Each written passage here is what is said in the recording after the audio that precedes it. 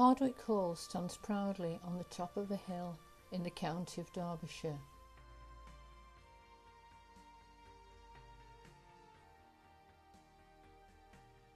As you climb towards it, the first thing you notice are the tops of the towers, bearing the initials ES for Elizabeth, Countess of Shrewsbury, better known as Bess of Hardwick.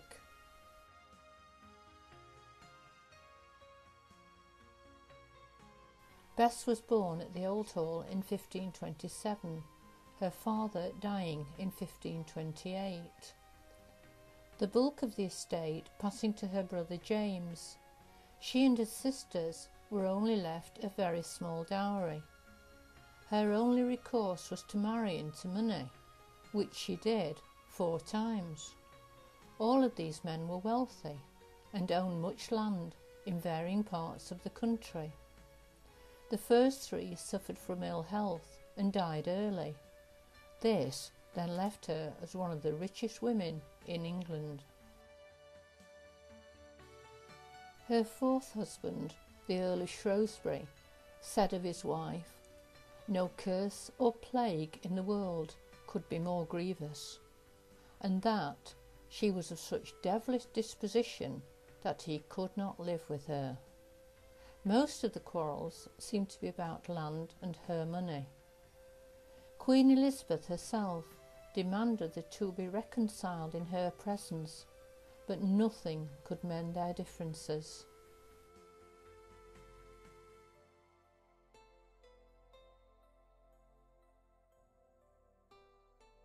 In 1583, Bess bought the Hardwick estate on the death of her brother James, who had left many debts.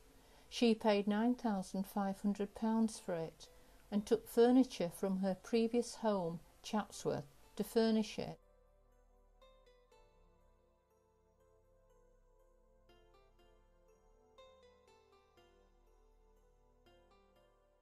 On moving to Hardwick, she embarked on a building frenzy, ordering rooms to be built at great speed to increase the size of the hall.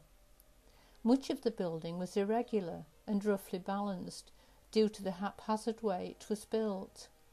In this era, a surveyor would supply some plans, but then the design altered as the workman or client thought fit.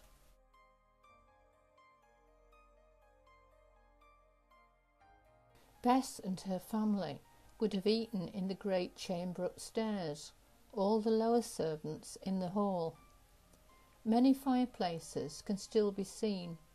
Pieces of decorative plasterwork are still much in evidence. Visitors reach the great chamber by the great stairs.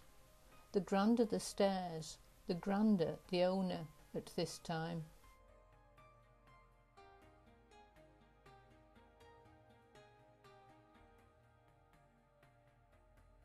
In 1590, Lord Shrewsbury died, and Bess regained all her lands, of which there were many. She was now the richest woman other than the Queen of England. Although building work was not completed on the Old Hall, she had decided to start on a much larger and grander building. Why did Bess have this mania for building? One theory is that it was a marvellous way of showing her taste and wealth. But there may be another answer. She was apparently told by a fortune teller that she would not die whilst continuing to build. To design the new hall, Bess chose Robert Smithson, a mason by training, but she put a lot of her own ideas into the project.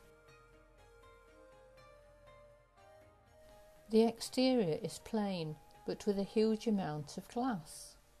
2 panes high for the servants, 3 panes high for the family rooms, and 4 panes high for the staterooms. The house contained much of the original decoration, with huge tapestries, table, carpets, painted wall hangings and coloured plaster friezes. Portraits in the galleries seem to go on forever.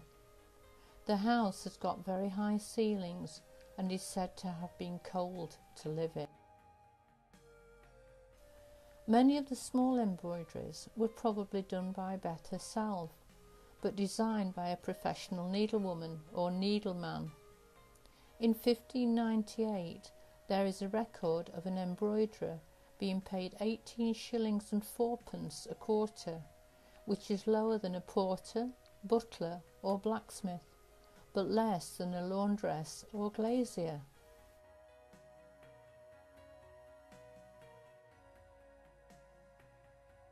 Bess and her honoured guests would have climbed these stairs in stately procession to reach the high great chamber with its very decorative frieze which still survives today.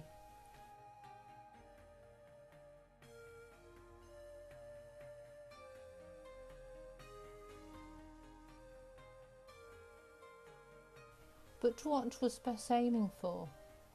In fact, she had a desire that her much-loved granddaughter Arabella, who she had looked after for many years, would replace Queen Elizabeth at the time of the Queen's death. But this never came about, as the choice was made to put James, her cousin, on the throne when Queen Elizabeth died in 1603. In 1608, Bess herself became very ill and died on a cold frosty February morning. Bess had wrote that she required her funeral to be not over sumptuous, but provided £3,000 to pay for it, at that time a small fortune. She was finally at rest in Derby Cathedral.